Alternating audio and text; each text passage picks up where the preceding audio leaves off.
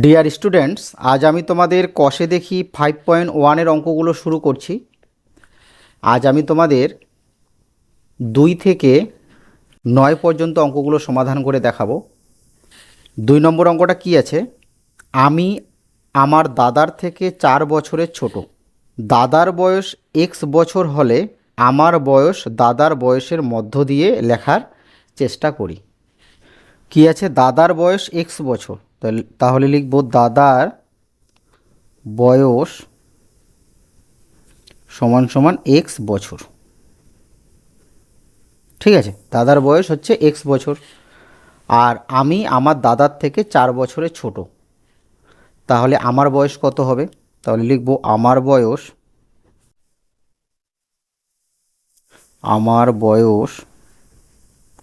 হবে, তো দেখো বন্ধুরা, আমার বয়স কম হবে। আমি যেহেতু দাদার থেকে 4 বছরের ছোট, তাহলে দাদার বয়স এক্স বছর, আমার বয়স হবে এক্স বিয়োগ 4 বছর। বুঝতে পারলে? ধরে নাও তোমার বয়স, আর ধরে নাও তোমার দাদার বয়স 10 বছর। ঠিক আছে, তুমি তোমার দাদার থেকে 2 বছরের ছোট, তাহলে তোমার বয়সটা কি হবে? 10 বিয়োগ 2 মানে 8 বছর। বুঝলে তো? তো দাদার বয়স এক্স বছর, আমার বয়স কি হবে? এক্স মাইনাস 4 বছর। কেন? কারণ আমি দাদার থেকে 4 বছরের ছোট, তাহলে দাদার বয়স থেকে আমার বয়সটা কি বিয়োগ হবে। বুঝলে? 3 নম্বর অঙ্কটা কি আছে? রফিকা বেগম ও আজমা খাতুন মালা তৈরি করেছে। রফিকা বেগম যতগুলি মালা গাঁথল, আজমা খাতুন তার থেকে 6টা মালা বেশি গাঁথল। আজমা খাতুন কতগুলি মালা গাঁথল তার সংখ্যা জানার সহজ নিয়ম তৈরি করি। তো এখানে লক্ষ্য করো বন্ধুরা, বলেছে রফিকা বেগম যতগুলি মালা গাঁথল। রফিকা বেগম কয়টি মালা গাঁথল সেটা কিন্তু বলা নেই। তো সব সময় মনে রাখবে যে যেটা বলা নেই সেটা ধরতে হবে। রফিকা বেগম যতগুলি মালা গাঁথল, আজমা খাতুন তার থেকে 6টা মালা বেশি গাঁথল। আজমা খাতুন কতগুলো মালা গেঁথেছে সেটা কিন্তু বলা আছে, কিন্তু রফিকা বেগম যতগুলি মালা গাঁথল, রফিকা বেগম কয়টি মালা গাঁথল সেটাই তো বলা নেই। তাহলে আমাকে ধরে নিতে হবে, ধরি রফিকা বেগম, ধরি রফিকা বেগম, ঠিক আছে, এক্সটি মালা, ধরি রফিকা বেগম এক্সটি মালা গাঁথল। ঠিক আছে, রফিকা বেগম কয়টি মালা গাঁথল? এক্সটি মালা গাঁথল। এবার কি বলা আছে? যে আজমা খাতুন তার থেকে 6টি মালা বেশি গাঁথল। তাহলে লিখব, সুতরাং আজমা খাতুন মালা গাঁথল, মালা গাঁথল। আচ্ছা, আজমা খাতুন কি রফিকা বেগমের থেকে 6টা বেশি গাঁথল? যদি বেশি হয় তাহলে কি করতে হবে? যোগ করতে হবে। তাহলে রফিকা বেগম যদি এক্সট্রা গাঁথে আর আজমা খাতুন যদি 6টা বেশি গাঁথে, তাহলে আজমা খাতুন গেঁথেছে এক্স প্লাস 6টি। বুঝলে? তো এই অঙ্কগুলোতে কি করতে হবে? তোমাদের চল ধরতে হবে। এই যে এক্স ওয়াই জেড, এই যে বর্ণমালাগুলো রয়েছে না, এগুলোকে বলা হয় চল। বুঝলে? যেটা দেওয়া নাই সেটা ধরতে হবে। ঠিক আছে, দেখো, রফিকা বেগম যতগুলি মালা গাঁথল, রফিকা বেগম কয়টি মালা গেঁথেছে সেটা তো বলা নেই, তাই ধরি রফিকা বেগম এক্সটি মালা গাঁথল।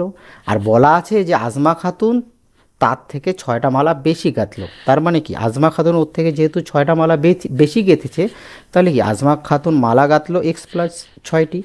ধরে নাও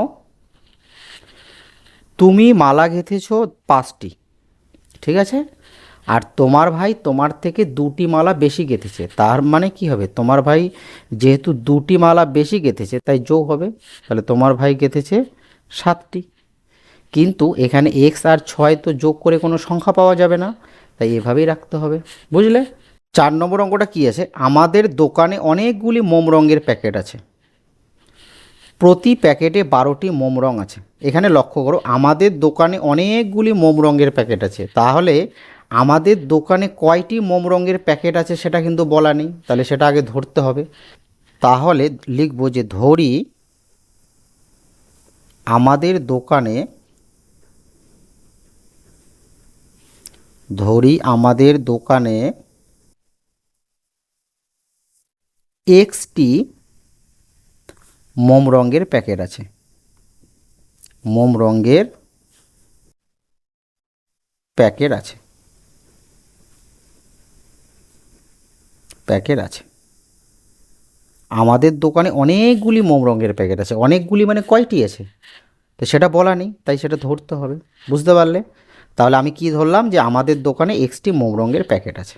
এবার কি বলা আছে, যে প্রতি প্যাকেটে 12টি মোম রঙ আছে। তাহলে প্যাকেট না গুনে দোকানে মোট কতগুলি মোম রঙ আছে? প্রতি প্যাকেটে 12টা। ঠিক আছে, তাহলে প্রতি প্যাকেটে যদি 12টা করে মোম রঙ থাকে, ঠিক আছে, তাহলে দোকানে মোট কতগুলি মোম রঙ আছে সেটা বের করতে হবে। তাহলে লিখব দোকানে মোট মোম রঙ আছে, মোম রঙ আছে। তাহলে কি করতে হবে, গুণ করতে হবে। এক্স গুণ 12টি, তার মানে 12xটি। বুঝতে পারলে? ধরে নাও তোমার কাছে 4টা মোম রঙের প্যাকেট আছে, ঠিক আছে, আর প্রতি প্যাকেটে 3টা করে মোম রঙ আছে। তাহলে তোমার কাছে কতগুলো আছে? 12টি মোম রঙ আছে। মানে তোমার কাছে 4টা প্যাকেট আছে এবং প্রতি প্যাকেটে 3টা করে মোম রঙ আছে। তাহলে 4টা প্যাকেটের মধ্যে প্রতি প্যাকেটে যদি 3টা করে মোম রঙ থাকে, তাহলে 4টা প্যাকেটে কি 3 আর 12টা মোম রঙ থাকবে। কি করতে হবে? গুণ করতে হবে। তাই এখানে এক্সের সাথে গুণ করতে হলো, কারণ আমাদের দোকানে এক্সটি মোম রঙের প্যাকেট আছে। এবার প্রতি প্যাকেটে যদি 12টা করে মোম রঙ থাকে, তাহলে দোকানে মোট মোম রঙ আছে 12 গুণন এক্স, 12xটি। বুঝতে পারলে? 5 নম্বর অঙ্কটা কি আছে, আজ আমাদের স্কুলের অনুষ্ঠানে আমরা অনেকগুলি শাড়িতে বসেছি। এখানে লক্ষ্য করো, আজ আমাদের স্কুলের অনুষ্ঠানে আমরা অনেকগুলি শাড়িতে বসেছি। আমরা কয়টি শাড়িতে বসেছি সেটাই তো বলা নেই। আজ আমাদের স্কুলের অনুষ্ঠানে আমরা অনেকগুলি শাড়িতে বসেছি, তাহলে আমরা কয়টি শাড়িতে বসেছি সেটা বলা নেই। যেটা বলা নেই সেটা ধরতে হবে। তাহলে তাহলে কি লিখব বন্ধুরা? লিখব যে ধরি ধরি আমরা, বলছে না অনেকগুলি শাড়িতে বসেছি, তাই না? ধরি আমরা এক্সটি শাড়িতে বসেছি, এক্সটি শাড়িতে বসেছি। যেটা বলা নেই সেটা ধরতে হবে, এটা মনে রাখবে। ধরি আমরা এক্সটি শাড়িতে বসেছি। এবার কি বলা আছে, প্রতি শাড়িতে 15 জন বসি, তবে আজ আমরা মোট কতজন স্কুলের অনুষ্ঠানে বসেছি? তাহলে লিখব আজ আমরা স্কুলের অনুষ্ঠানে বসেছি, স্কুলের অনুষ্ঠানে বসেছি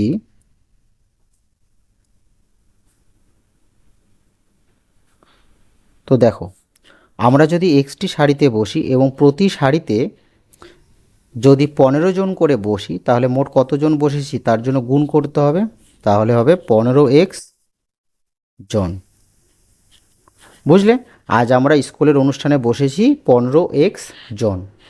তো ধরে নাও তোমরা 4টি শাড়িতে বসেছো। তোমরা স্কুলে গিয়ে তোমরা কি করেছো? 4টি শাড়িতে বসেছো। প্রতি শাড়িতে 5 জন করে বসেছো, ঠিক আছে। তাহলে এই শাড়িতে 5 জন, পরের শাড়িতে 5 জন, তার পরের শাড়িতে 5 জন, তার পরের শাড়িতে 5 জন। তাহলে মোট কতজন বসছো? তাহলে 4 5-এ কত হবে? 20 জন। গুণ করতে হবে। বুঝতে পারলে তো? মানে শাড়ি যদি 4টা হয়, প্রতি শাড়িতে যদি 5 জন করে বসা হয়, তাহলে মোট কতজন হবে? 20 জন হবে। কি করতে হবে? গুণ করতে হবে। তাই এখানে গুণ করতে হয়েছে, যে আমরা এক্সটি শাড়িতে বসেছি, আজ আমরা স্কুলের অনুষ্ঠানে বসেছি, এক্স গুণন 15 সমান সমান 15x জন। বুঝতে পারলে? ওই জন্য এখানে গুণ করতে হয়েছে। 6 নম্বর অঙ্কটা কি আছে, পার্থ ও তীর্থ দুজনে পুকুরের পাড়ে বসে মাছ ধরছে, ঠিক আছে। তীর্থ যতগুলি মাছ ধরলো, এইখানে লক্ষ্য করো, তীর্থ যতগুলি মাছ ধরলো, তীর্থ কয়টা মাছ ধরলো সেটাই তো বলা নেই। তাহলে যেটা বলা নেই সেটা ধরতে হবে। তীর্থ যতগুলি মাছ ধরলো, পার্থ তার থেকে 5টা মাছ বেশি ধরলো। পার্থ কতগুলি মাছ ধরলো তার তীর্থের মাছ ধরা মাছের সংখ্যা দিয়ে প্রকাশ করি। তো এখানে লক্ষ্য করো, তীর্থ যতগুলি মাছ ধরলো, তাহলে আমি ধরতে পারি যে ধরি তীর্থ এক্সটি মাছ ধরলো, তাহলে লিখব যে ধরি তীর্থ এক্সটি মাছ ধরলো, মাছ ধরলো। ঠিক আছে, তীর্থ কয়টি মাছ ধরলো? এক্সটি। এবার এখানে কি আছে, তীর্থ যতগুলি মাছ ধরলো পার্থ তার থেকে 5টা মাছ বেশি ধরলো, তাহলে পার্থ কয়টা মাছ ধরেছে?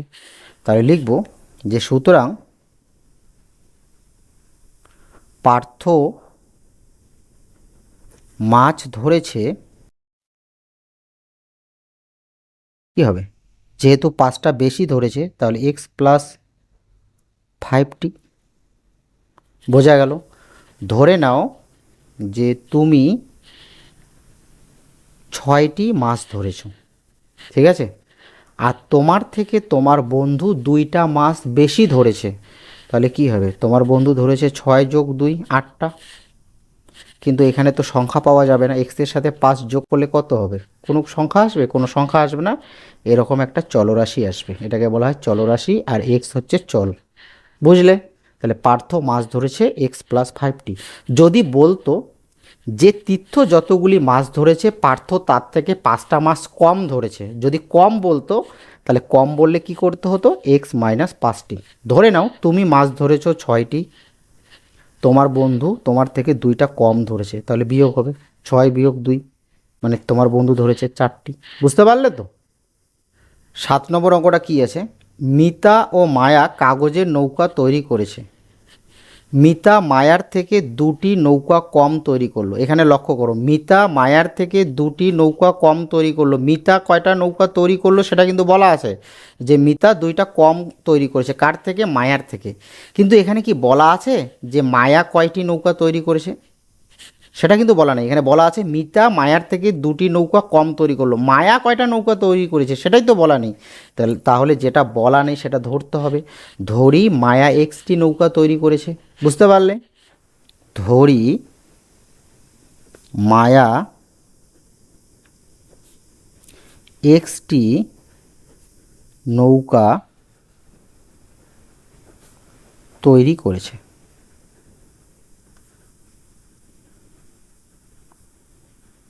বুঝতে পারলে? মায়া কয়টি নৌকা তৈরি করেছে? এক্সটা। তাহলে মিতা কয়টি নৌকা তৈরি করেছে সেটা বের করতে হবে। তাহলে মিতা বলা আছে যে মিতা মায়ার থেকে 2টি নৌকা কম তৈরি করলো, তাহলে লিখবো মিতা নৌকা তৈরি করেছে, নৌকা তৈরি করেছে।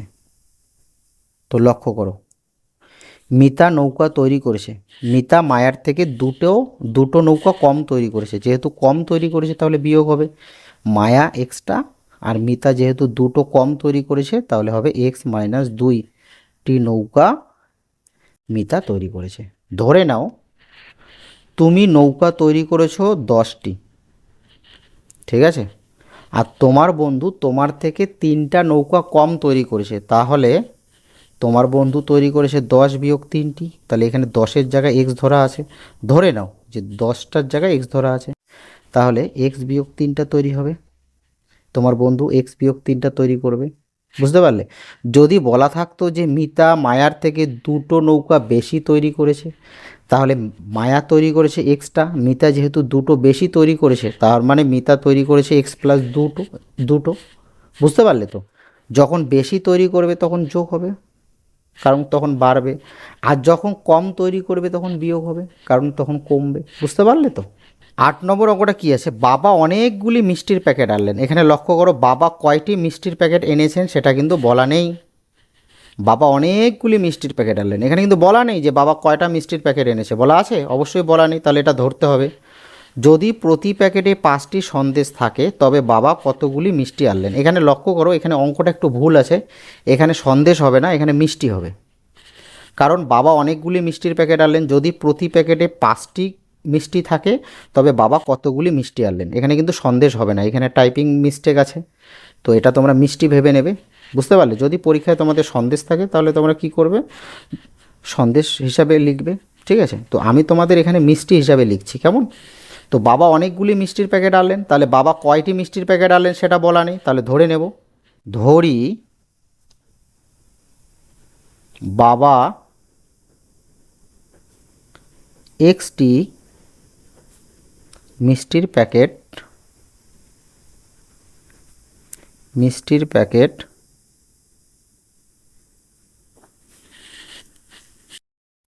আনলেন। বাবা কয়টি মিষ্টির প্যাকেট আনলেন? এক্সটি। এবার প্রতি প্যাকেটে যদি 5টা করে মিষ্টি থাকে, তাহলে বাবা কতগুলি মিষ্টি আনলেন? তাহলে লিখব যে বাবা মিষ্টি আনলেন,